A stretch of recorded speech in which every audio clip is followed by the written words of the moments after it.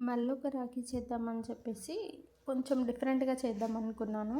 First ఇలా glue తీసుకొని మనకి నేమ్ కానీ లేదంటే అన్నయ్య అని కానీ మన ఇష్టం ఏదైనా నిక్ నేమ్ కానీ ఎలా కావాలి అనుకుంటే అలా ఫస్ట్ ఒక నేమ్ రాసుకోవాలి. దానిపైన ఈ స్టోన్స్ చైన్ ఉంటుంది కదా, అది మన లెటర్ వైజ్గా అన్ని పీసెస్ కట్ చేసుకొని దాన్ని మొత్తంగా మన నేమ్స్ పైన అంతా స్టిక్ చేసుకోవాలి.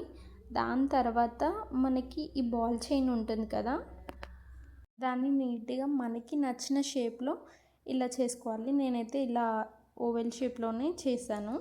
దాని మధ్య ఇలా మనం పర్ల్స్ అనేది యాడ్ చేసుకోవాలి గ్లూ తోటి. మనకి నచ్చిన స్టోన్స్ కూడా యాడ్ చేసుకోవచ్చు.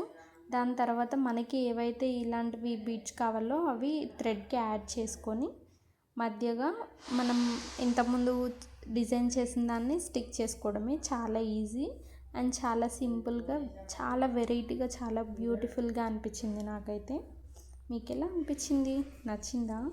ఇంకా దాన్ని ప్యాక్ చేసుకోవడం అంటే ఇలా సైడ్కి నాక్ వేసుకోవాలి. తర్వాత మనకి నచ్చిన షేప్లో ఏదైనా బాక్స్లో కానీ ఎలా అయినా ఇలా మనం పెట్టుకోవచ్చు. నేనైతే ఆల్రెడీ యూజ్ చేసిన దాన్ని మళ్ళీ ఇందులో పెడుతున్నాను. Thanks for watching.